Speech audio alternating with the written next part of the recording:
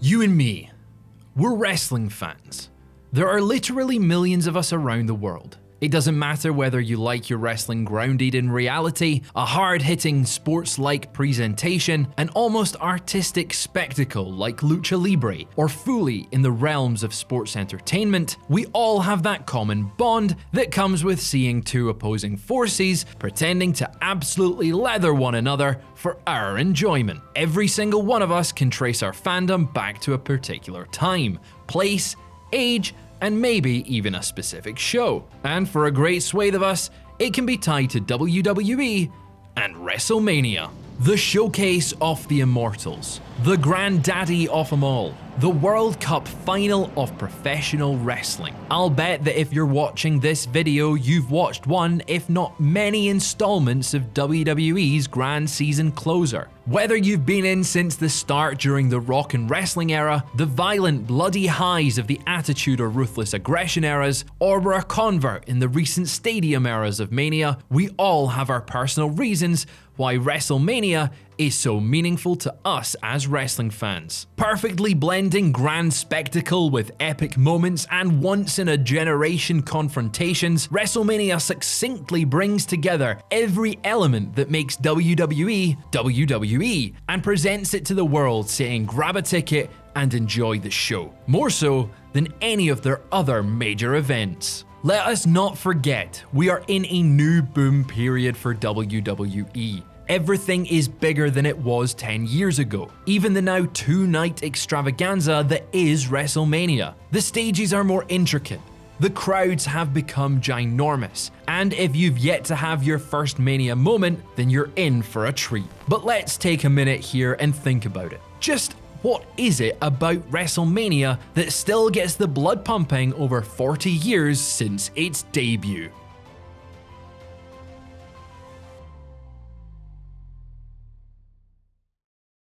Now in the 2020s, it's a given that WrestleMania is the be-all and end-all of the global professional wrestling calendar.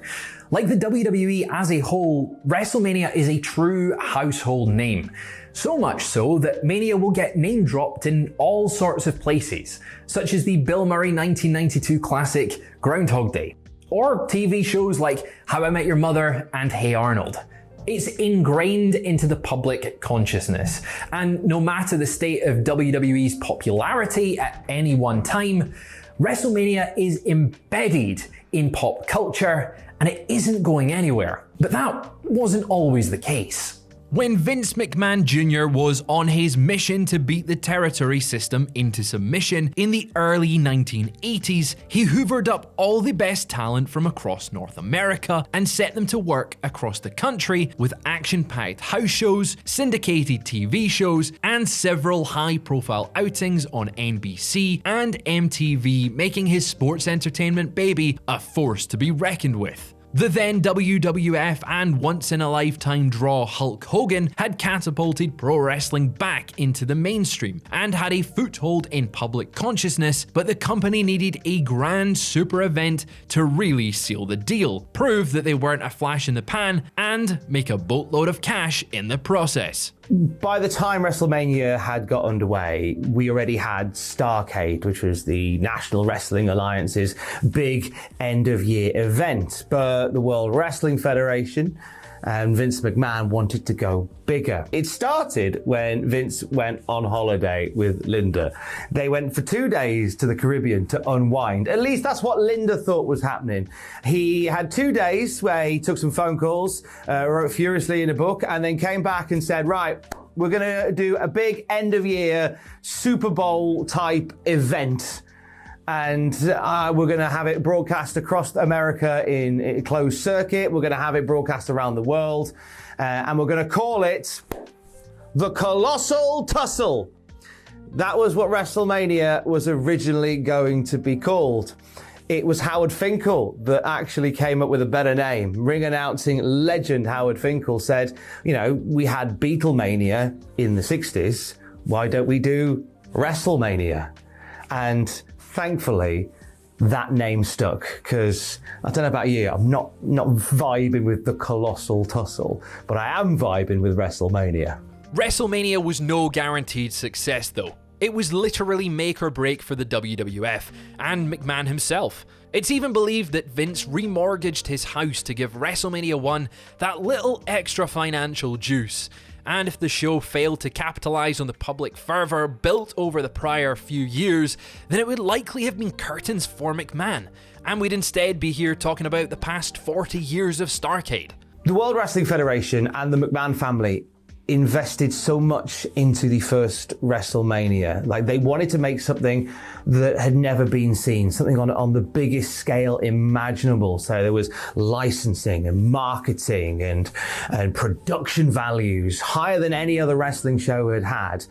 And they were riding on this to be a success so they could accrue that money back. And the hope was that they would run this show in Madison Square Garden with the biggest wrestling names of the time, with celebrity endorsement, that people could then watch closed circuit in arenas around America. So you weren't just renting out Madison Square Garden, you were renting out arenas around the States. And it'd be broadcast closed circuit to 24 different countries around the world as well, and they would have it on in arenas as well.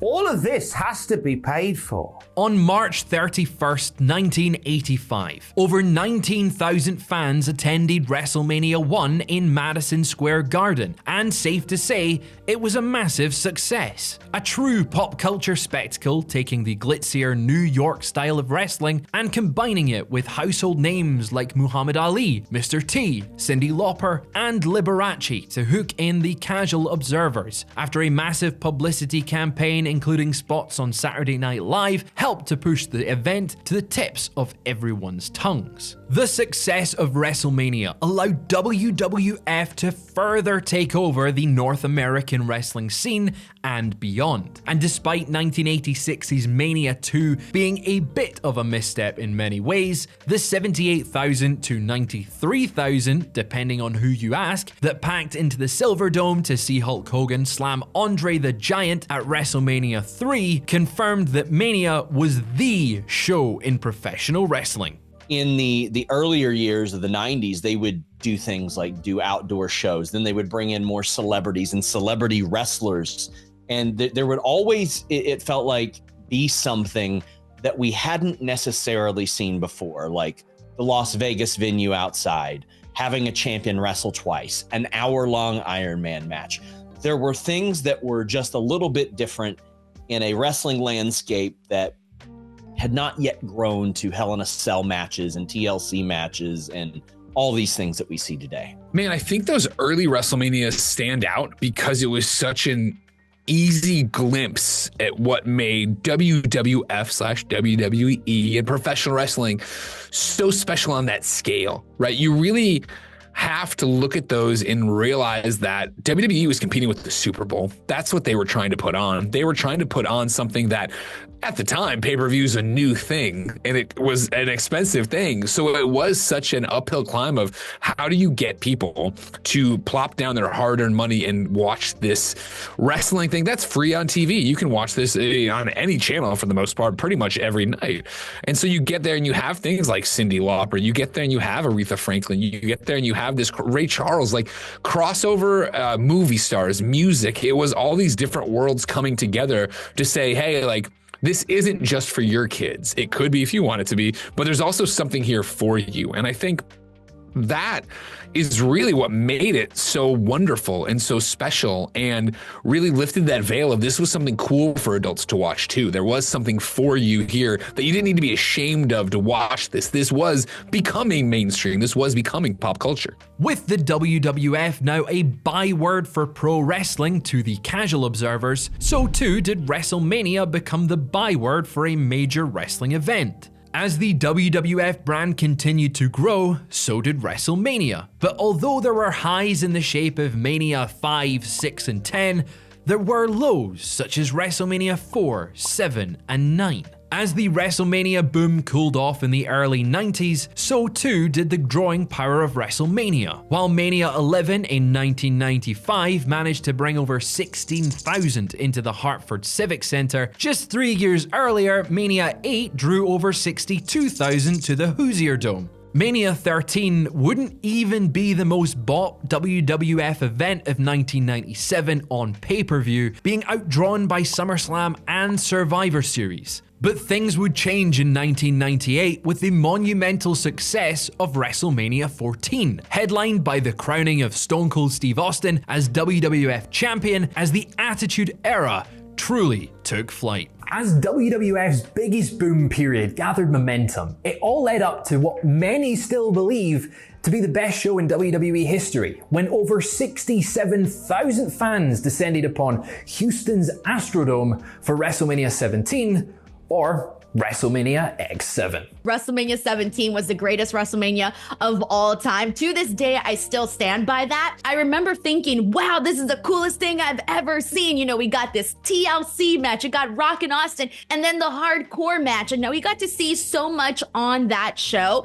that I feel that I just have really good memories. So I feel like my core memories of WrestleMania to now were really just, they were created in that moment. I remember exactly where I was at, where I was sitting. I can still remember the conversations that were going on in my living room. Why? Because I was so invested into what I was seeing on the television. After X7, WWF's main competition in WCW and ECW were no more. And the follow-up WrestleMania X8 boasted one of the most star-studded cards of all time, punctuated by The Rock versus Hollywood Hogan. While Triple H versus Chris Jericho headlined, all anyone could think about was Rock and Hogan. Even WWF themselves billed it as Icon versus Icon, with Hogan wrestling his first Mania in 9 years after changing the game as the leader of the NWO in WCW. So too had The Rock grown exponentially in this time, from white meat babyface through cocky dickhead heel Nation of Domination member to his breakout as the corporate champ and later the people's champ. It was a once-in-a-generation affair, and what fans had clamored for since WCW's demise. WrestleMania 18, Rock, Hogan, the match as a whole, but really that stare down at the start. And I've always been a huge Rock fan. I still am a huge Rock fan. But there was something about that match. Hulk Hogan coming out, he's a bad guy. He's Hollywood Hogan at that point in time. The NWO music hits. We're supposed to be booing him. Everybody in Toronto is cheering him instead. So I'm a Rock fan, absolutely. But there was something deep down inside that reminded me, oh, actually, kind of a Hulkamaniac at heart. Then there's another moment where Hogan knocks down The Rock for the first time. And if you think about it, Hogan's been a heel for years at this point. He's getting booed everywhere he goes. He gets cheered, but not just a little bit of cheering. Like, he gets this huge reaction from the audience. And he looks around like, oh, that's for me? And it was so wild to be able to see that in that moment. It's like Hogan went from the despicable heel to like lovable babyface in 1 second. And that moment always makes me smile. And the other thing I love about the Rock Hogan match is you can put that on mute and you can show it to somebody who's not a wrestling fan, and the story tells itself. And that is pro wrestling. WrestleMania would continue to serve as the crown jewel of the WWE pay-per-view calendar, with the show's popularity seeing it again become an annual stadium-level event, eventually expanding to 2 nights from 2020 onwards. While casual fans will come and go, for the more ardent fans and the wrestlers involved, everything else is just noise. WrestleMania is all about those all-important Mania moments. If you're a wrestler at the top of your powers, then a spot on the WrestleMania card is as good as guaranteed. Hell, a win is not even out of the question. But what every wrestler strives for is a WrestleMania moment. But what exactly is a WrestleMania moment? Is it just that one clip that makes the highlight reels forevermore? Or is there something more to it? I think what makes a WrestleMania moment is something that you're still talking about it after the show is over. And then you're still talking about it a year later. And then you're still talking about it 10 years later. Oh, and then you're still talking about it 20 years later. And there's been so many WrestleMania moments over the years, but I think what makes them stand out is it goes beyond just the scope of that show. That moment itself, Edge spearing Jeff Hardy off the ladder, insane. It's a moment that years later, that moment itself can be clipped and shared out. And that's what's so special about a WrestleMania moment. A near career defining moment. It doesn't have to be the biggest moment on the show. Zack Ryder, Matt Cardona winning the Intercontinental title after all he had been through. That's a WrestleMania moment. Kevin Owens and Sami Zayn closing out the show at WrestleMania. That's a WrestleMania moment. A WrestleMania moment is a moment in wrestling that you can't believe you're seeing and you will never forget. Just the phrase alone will conjure images of Hogan and Andre, Austin and Brett, JBL throwing a bin at Hornswoggle with the force of a vengeful god, Seth Rollins pelting it to the ring to cash in against Brock and Roman. It will also bring up Cody Rhodes at Mania 40, finally landing the big one and lifting the WWE Championship like his father Dusty never did. Similar in a way to Hogan coming back ahead of WrestleMania 18, few would have imagined Cody Rhodes departing All Elite Wrestling to return to WWE. So Cody was saddled with this really awful Stardust gimmick for the longest time, and he pleaded and pleaded with the creative team for like over 6 months to let him drop the character or do anything else, and he pitched a load of stuff and it was all declined. And so eventually, I guess he thought enough is enough, and he requested his release from WWE, which was granted. So a week after his release, he posts this image to Twitter of this handwritten note with a bunch of people that he wanted to work with and a bunch of moments that he wanted to experience. And some of the names on there were like Kurt Angle, Chris Hero, Shibata, the Young Bucks. And he ticked off the vast majority of the names and moments on that list over the next year and a bit. So after leaving WWE, Cody is working everywhere. He's doing stuff for New Japan, he's doing stuff for Ring of Honor, he's working for Evolve, he's over here for WCPW, he's doing a bunch of indies, and people are seeking these matches out. People want to watch Cody Rhodes. He has proven himself a genuine draw. Cody had a pretty good time of it in AEW. He was the inaugural TNT champion, and that's a belt that he held 3 times. He was involved in some pretty major storylines, some good, some not so good, but essentially his time in AEW really did boost his value. And then people started talking about him leaving AEW and potentially heading back to WWE. And there was a bit of panic at the time because this hadn't really happened before, and nobody knew how Cody would be presented leaving AEW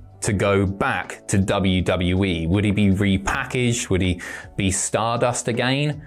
And people were talking about this big WrestleMania return, and then it happened. And the great thing about that WrestleMania return is that WWE kept everything about Cody that makes him the superstar that he is. And I don't mean that superstar in the WWE sense of the word, WWE superstar. I mean, he is a genuine star. The presentation was spot on. They had the music. He was the American nightmare still. And it's all because he bet on himself. From undesirable to goddamn undeniable, Rhodes' return was huge and was a fresh babyface in the main event scene. But would WWE build the company around him? Heading into WrestleMania 39, we all knew Rhodes would topple Roman Reigns for the undisputed WWE Universal Championship, until he didn't. When he sat there looking glum alongside his only friend in the world, a rubber chicken, as fans we wondered, is this the end? Has Cody's moment gone? So too did we think it when after winning the 2024 Royal Rumble, Cody was moved aside in favor of The Rock, until WWE hit gold when turning Rocky heel and stacking the deck against Cody heading into WrestleMania 40.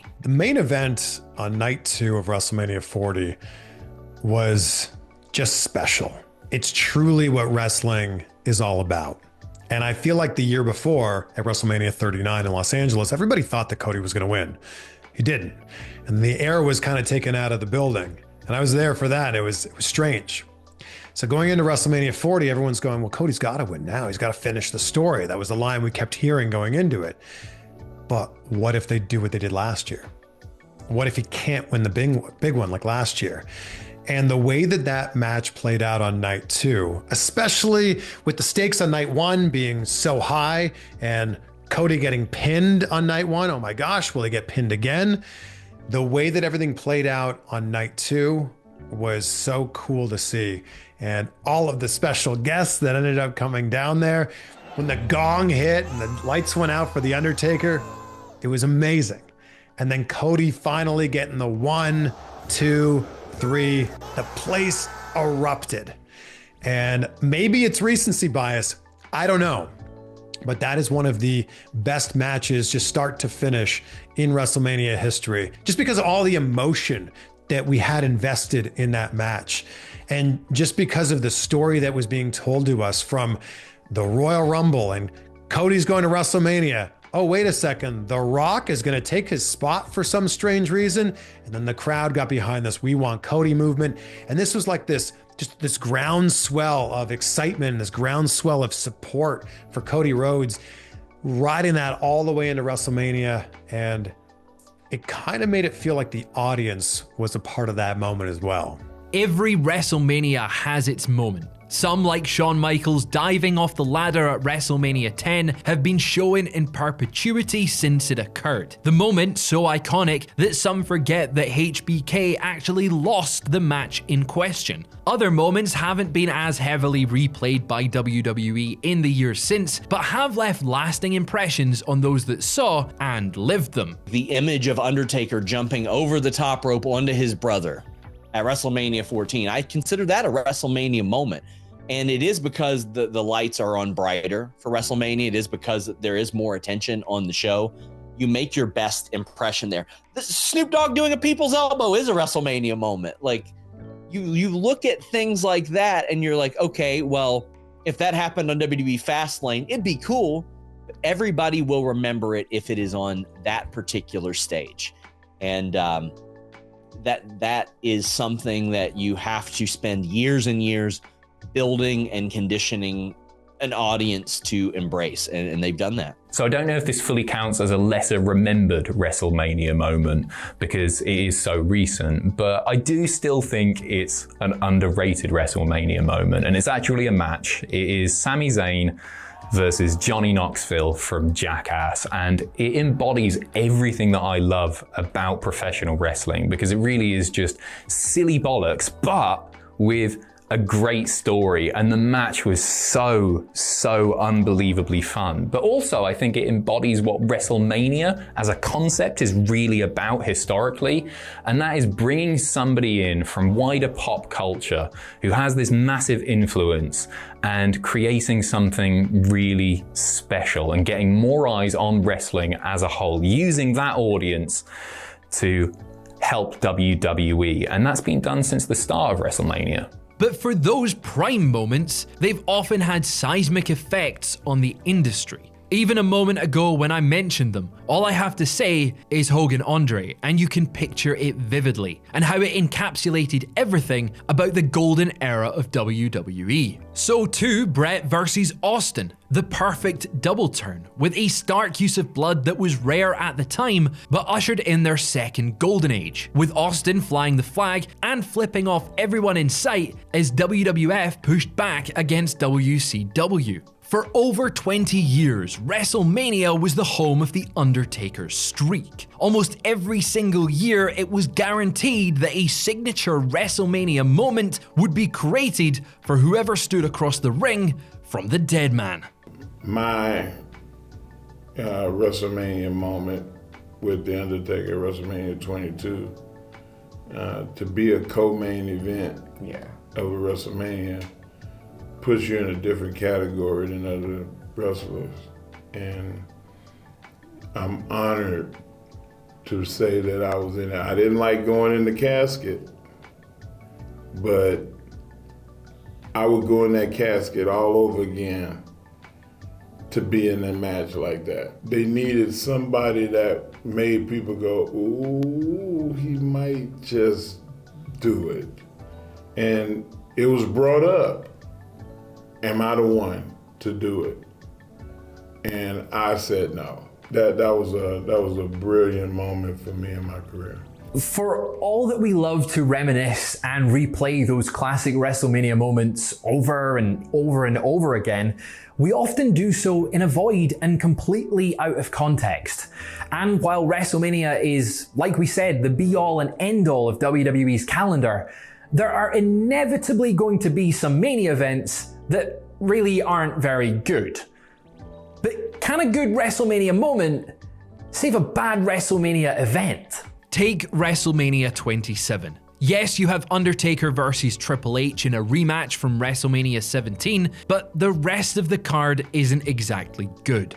MTV's Snooki is on before the main event, Jerry Lawler and Michael Cole go 13 excruciating minutes, then The Miz walks out of the main event with the WWE Championship firmly around his waist thanks to some assistance from The Rock. Indeed, The Rock's attack on John Cena was a major what-if moment for many fans, and it laid the groundwork for their once-in-a-lifetime match the following year at WrestleMania 28. Mania 28 would go on to break a ton of records and make a boatload of cash, so you could argue that the Mania moment of 27 saved that show and the one after, even if Sheamus versus Daniel Bryan was the only thing on most fans' minds. Sure, Sheamus had already had a few personal Mania moments under his belt at this point, such as facing Triple H at Mania 26 in his event debut, but these were just building up to that infamous 17-second world title win.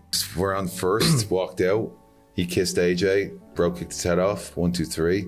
I was world heavyweight champion. It was that fast, man. It was that fast. And, you know, as part of me at the time, felt like, man, we could have had an amazing WrestleMania match. A lot of me too. And we created that moment, obviously, but, you know, we could have gone out there and had an amazing match. But I always talk about the positives of things. Obviously, the positive for me is I became world heavyweight champion, one of the quickest ever. But we went into 2 out of 3 falls match the following month, and we tore it down in Chicago. It was incredible, and we stole the show that night. And it was just a phenomenal match, one of my favorite of all time. So everything is a story. You know, some stories begin at WrestleMania, some stories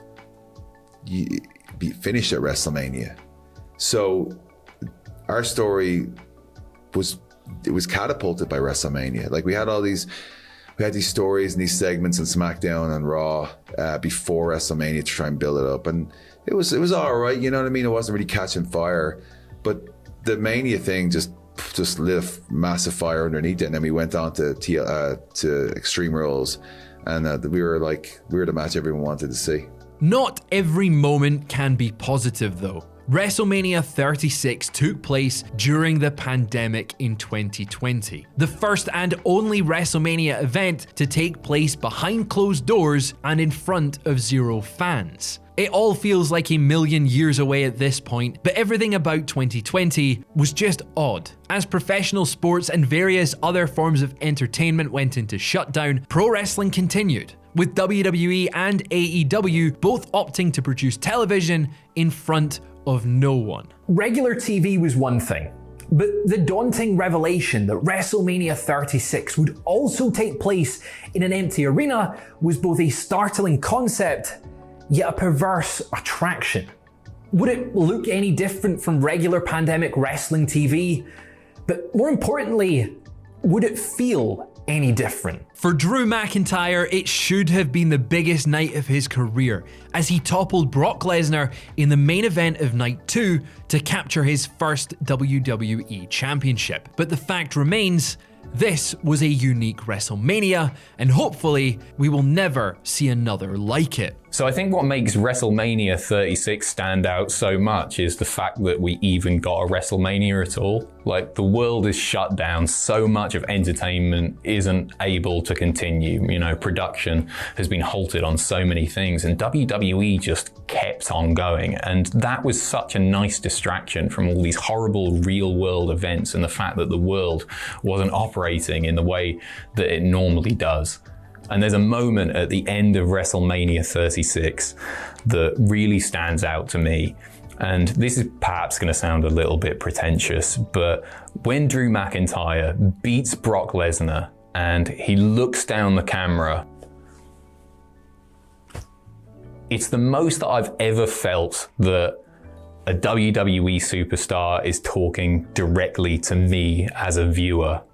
And that moment was just so special. Every emotion you can possibly imagine, from being backstage at the Performance Center in silence with such a skeleton crew. I had the locker room to myself, and I'm looking around this small locker room in silence, like, all right, Joey, it's WrestleMania, you're fighting Brock Lesnar today for the title, it's the main event, get yourself motivated. And then kind of the frustration creeping in, like, oh, it should be 90,000 people. But by that point, I kind of accepted what it was, and the bigger goal of entertaining the world during such a difficult time. And then walking to the trainer area, I've got the trainer taping my ankles, the one trainer in the whole building, along with the 3 commentators and the 2 camera people or whatever. Like, there's such a limited crew, it was unbelievable.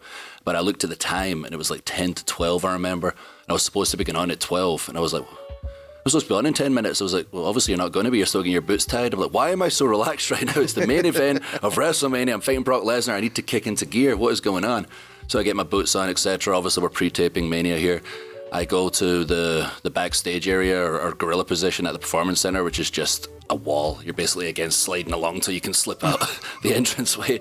And I'm standing there, still not in the zone, and I glance across and see Brock pacing around like a maniac, and I go, that's Brock Lesnar. And he's got the title on. And there's Paul Heyman. This is happening for real. And then suddenly something clicked in me where I was just suddenly ready to go. The music hit. And as soon as I walked through that curtain, I was just in the zone. Obviously, the match was only 5 minutes long. It was very dominating victory for me, which really set the tone of who I was going to be as a champion. And Brock really, really put me over in that moment when I won the title. Obviously, instead of 90,000 people, the adrenaline racing.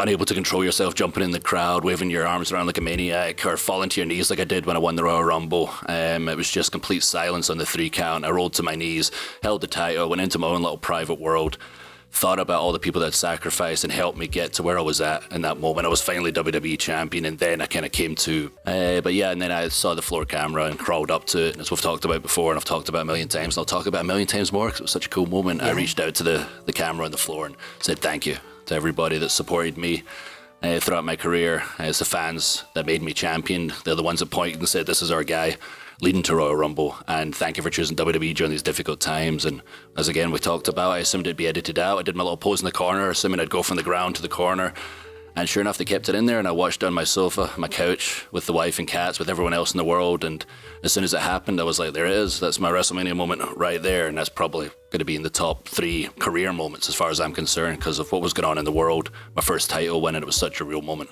As bad as Drew had it that night, beating Brock in front of no one, Brock himself has definitely had worse nights, such as WrestleMania 19 and a bit of out-of-character acrobatics that went terribly wrong. Well, that's what Brock and I added to the table. Was we knew that we could put that amateur wrestling in the match and make it more intriguing than the typical professional wrestling. It was different. It was new to the fans, and Brock and I tore it up that night.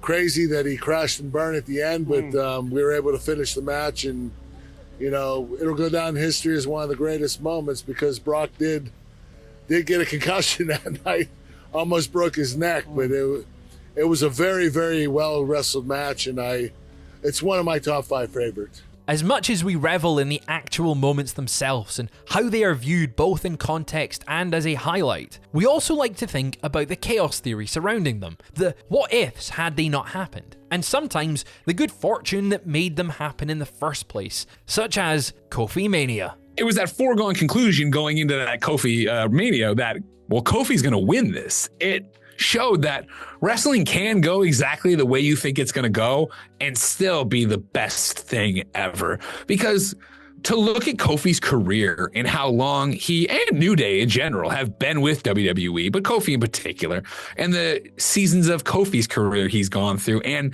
never really getting that moment, never really getting to be the guy, to see that organically happen, to see people really rally behind Kofi and New Day and what the message of positivity was, like, that was such a amazing, fulfilling build where it was like you knew it was going to happen, sure, but you felt great as you went on it and you saw it happen and you saw, you know, East Rutherford, New Jersey come alive when it actually happened and people pop off and celebrate and be there. And like, you can look at Kofi and be like, man, you really worked for this. You did everything the company ever wanted, and you've done it whether, it was the right move maybe for a character or not. To get there and have that rewarded with that championship, to see him go on his world tour, to go back to his homeland with it, like, all of that was incredible. Even though these moments become ingrained in our memories as snapshots, they take a lot of planning and rehearsal to pull off. WrestleMania is a big business, figuratively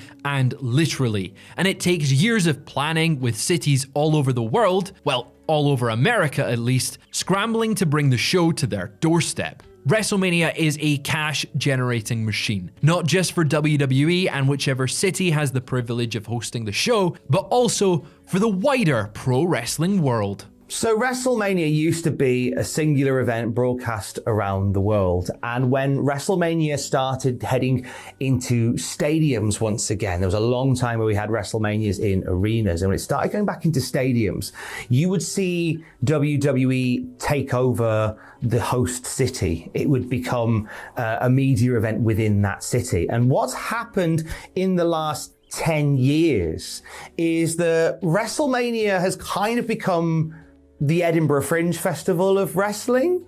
In what happens is the week leading up to the show, WWE will put on Monday Night Raw, Friday Night SmackDown, there'll be an NXT special, there'll be the Hall of Fame, and other events happening around that host city ahead of the big event that takes over the stadium. It becomes this amazing fan event for the entire week, where if you have tickets to WrestleMania, you're not just going to land in the city on the day of the show. You're going to get there a week before, and you are going to meet thousands and thousands and thousands of like-minded wrestling fans. So not only is this an amazing event for the fans, it's also a great event for wrestling in general. It's something that really helps to build stock in pro wrestling. WrestleMania itself is a strange beast. Since its inception, it has sought to cater to the casual fans as well as the hardcores, with the modern Manias usually being the site of WWE's most spectacular moments and its highest rated matches, alongside a ton of cross-promotion and appearances from big names usually found outside of the wrestling bubble. It tries to give a little bit of everything to as wide of an audience as possible. Even seasoned wrestling fans who may not be into WWE as much as they once were will still look forward to WrestleMania week. But they may not necessarily check out the showcase of the Immortals itself. See, Mania has become such a festival of pro wrestling that practically every other pro wrestling company worth its salt has hitched their wagon to it. Some may say that it makes other promotions small time, having to associate their product with WWE. But if you know you have upwards of 100,000 captive wrestling fans with money burning holes in their pockets, then why wouldn't you book shows in the area? Yeah, WrestleMania week is almost as much of a reason to go to WrestleMania weekend as WrestleMania itself. Especially, I'd say if you're a fan of wrestling in general, nothing against you if you're only a fan of WWE, but if you're a fan of just wrestling, then the other stuff surrounding the WWE events is as much a reason to go to one of these things, because whichever given city that year's WrestleMania is in gets absolutely transformed into like a festival of wrestling. You can't walk down the street without passing hundreds of other wrestling fans all the time. And there's all these indie events going on, there's these conventions, and I guess what I would suggest is maybe plan ahead of time, well in advance, which ones you're going to go to, because there will be clashes and you don't want to miss out on something you're really keen to see. But the main thing I think of is the sheer variety on display. I remember the year I went, there were events like very serious sort of Ring of Honor or Evolve events, and then you also had Kaiju Big Battle, where they dressed like Godzilla and that. And it was, that's what WrestleMania means to me. For the curious wrestling fan out there, they may witness something they've never seen before. For the independent companies that run shows during Mania week, they often look to produce something special or out of the ordinary. Josh Barnett's Bloodsport comes to mind, a hybrid of pro wrestling and MMA, similar to UWFI or early Pancrase. Likewise, Joey Janela's Spring Break, a show shrouded in infamy where anyone from Sabu to the Invisible Man can appear to wreak utter havoc. But do these events benefit the industry as a whole? Or are they just mini bumps for the promoters involved? WrestleMania for so many people is their annual vacation, their annual pilgrimage. You have so many people taking over a city and doing it for one specific thing that makes it so special. I think, over the years, after going to so many Manias, both as a reporter covering the video games or then working for WWE or whatever, the way it's evolved into, it takes over the town, and the way it's evolved that other independent promotions roll into town and make content around it, that's the coolest thing. I talked about recently about me being poor, about how, we had nothing. I mean, it was the thought of going to something like a WrestleMania was an impossibility. There are people still that can't afford to go to WrestleMania. They can get to the city where WrestleMania is going to be, and there are other wrestlers, hundreds of wrestlers, that are going to be doing shows at other venues that the ticket might cost $20, $25, as opposed to $2,500. So I think it's a great thing. And more talent are recognized around the world because it's such a big weekend that all the wrestling media is there covering it. And they may go to some random obscure wrestling match and find one girl or one guy, they're good enough. Mm-hmm. And then they mention or somebody writes about them. And then everybody in the world finds out who they are. That's what I like about it. Wrestling is an event that happens and you go to it usually, and there's not everything is wrestling. It is, it's weird. It's like walking around with your people in a case like, oh yeah, I didn't know all of these wrestling fans existed and they were here for a week of it. That's incredible. There's just a real buzz and a real feel to it that, yeah, you don't really get anywhere else. Ton of indie shows that are going on that week, ton of conventions that are going on that week, and autograph signings and parties, all kinds of different events. Basically, this is like a week long, just injected into my veins. This is just wrestling for a week, right into my veins. And I think that that's what's really exciting. You're getting all of these like-minded people together in one city to just experience what it is to be a wrestling fan. The industry benefits from this so much. Anybody who's ever done anything with wrestling, whether you were a referee or a manager, or you were a wrestler, or you're a Hall of Famer, you're there and you're appearing on shows or you're at a signing, everybody is able to benefit from this. But it's not just the promoters who potentially benefit from running WrestleMania week, but the indie talents themselves. Those 8x10s and tees aren't going to sell themselves, but the week is also invaluable in terms of networking, getting yourself in front of new fans, and potentially in front of new promotions and promoters too. Like a real life LinkedIn, but with more German suplexes and less wanky attempts at profound life philosophies. So an independent wrestling show during WrestleMania week really does feel like, hey, this is our shot. You have so many different wrestlers in there, understanding, working multiple matches and shows a day, that we understand we have a captive audience here that wants wrestling, and we can deliver that at a rock bottom ticket price, which is amazing. And to what we were talking about earlier, better matches than what you'll probably see at Mania. They're just seeing them do crazy thing after crazy thing, spot after spot after spot. And you are seeing people raise their own profiles, raise their own thing, and hopefully really speak to an audience that when they go home, they go, oh man, I need to find independent wrestling in my area. Like that exists wherever you are, and it needs to be supported because there's so much wrestling outside of WWE, outside of AEW, outside of TNA.